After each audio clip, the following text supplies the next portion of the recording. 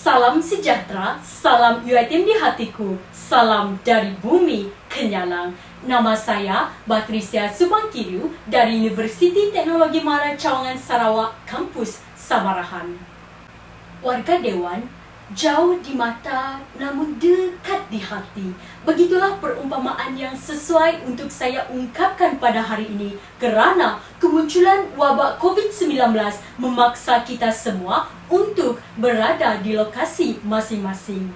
Meskipun hampir 2 tahun kita tidak bersua muka di ruangan kuliah seperti dahulu, namun kerana kecanggihan teknologi maklumat pada hari ini, kita tidak pernah terputus ikatan dalam melakukan pelbagai aktiviti bersama secara dalam talian. Tanpa melengahkan masa, ayo kita berkenalan dengan tajuk ucapan saya pada hari ini, iaitu pandemik COVID-19 mengubah kehidupan. Saya yakin dan percaya kita semua sudah tidak lagi asing dengan gaya hidup semasa wabak ini menghantui seluruh masyarakat dunia. Sidang hadirin, apa itu COVID-19? Secara ringkasnya, COVID-19 adalah penyakit berjangkit yang berpunca daripada virus corona dan kes pertama yang dilaporkan adalah pada Disember 2019 di Wuhan, China. Menurut Pertubuhan Kesihatan Sedunia, COVID-19 berjangkit melalui transmisi zarah pernafasan manusia dan sentuhan. Oleh sebab itu, pada 11 Mac 2020, Pertubuhan Kesihatan Sedunia juga telah mengisytiharkan ianya sebagai pandemik COVID-19. Lantaran itu, kita terpaksa akur dengan segala perintah dan peraturan yang dilaksanakan oleh pihak kerajaan bagi mengawal jangkitan wabak tersebut. Dalam erti kata lain, kita hidup dalam norma baharu bagi melindungi diri dan orang lain. Oleh hal yang demikian, banyak sektor yang terkesan hebat akibat pandemik ini, yakni dari segi politik, ekonomi, sosial dan pendidikan. Pertama sekali, pandemik ini memberikan kesan yang hebat kepada ekonomi negara apabila banyak sektor ekonomi yang terpaksa ditutup ekoran daripada pelaksanaan perintah kawalan pergerakan. Dapat kita lihat dengan jelas bahawa kesan terhadap ekonomi sejagat yang berpunca daripada pandemik ini antaranya ialah kehilangan punca pendapatan dan kehilangan peluang pekerjaan menjadikan kes pengangguran semakin kritikal pada ketika itu.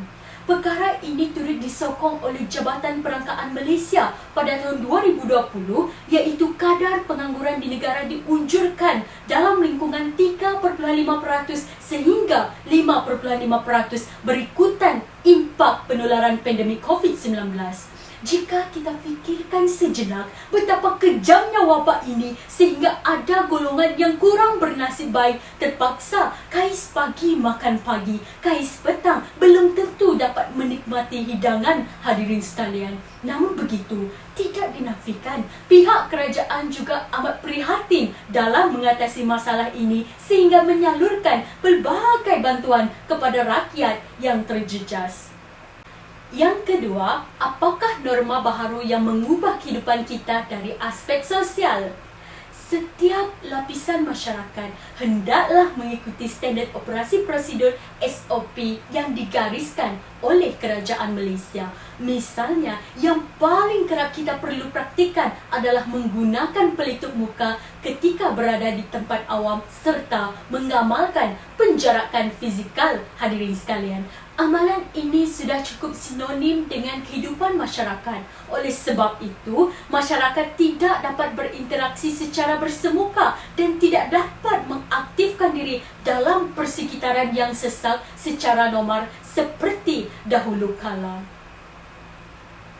Seterusnya, dalam aspek politik, pada Januari 2021, sebuah pengisytiharan darurat diisytiharkan lalu menangguhkan semua pilihan raya dan sidang parlimen di Malaysia dan kerajaan diberi kuasa untuk merangkap undang-undang tanpa sebarang pengawasan dalam menyelesaikan pandemik dan ketidakstabilan politik yang sedang berlangsung. Warga maya yang saya kasihi sekalian, impak pandemik terhadap bidang pendidikan juga amat merubah kehidupan seluruh masyarakat Malaysia sama ada dalam kalangan pendidik, ibu bapa maupun para pelajar.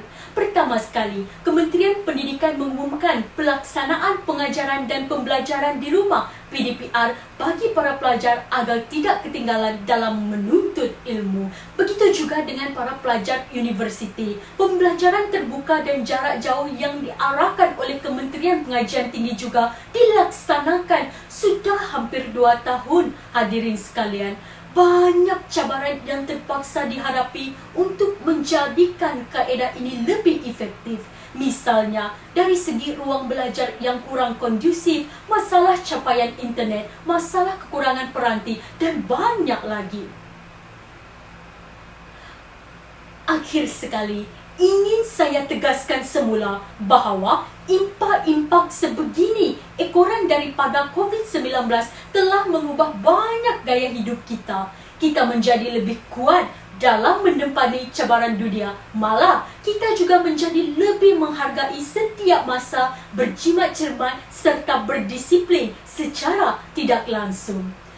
Meskipun kita akan beralih ke fasa endemik, perlu untuk kita ingat varian yang berbahaya masih lagi wujud bagai halimunan yang tidak dapat kita lihat dengan mata kasar.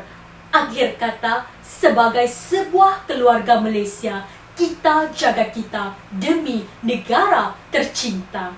Sekian, terima kasih.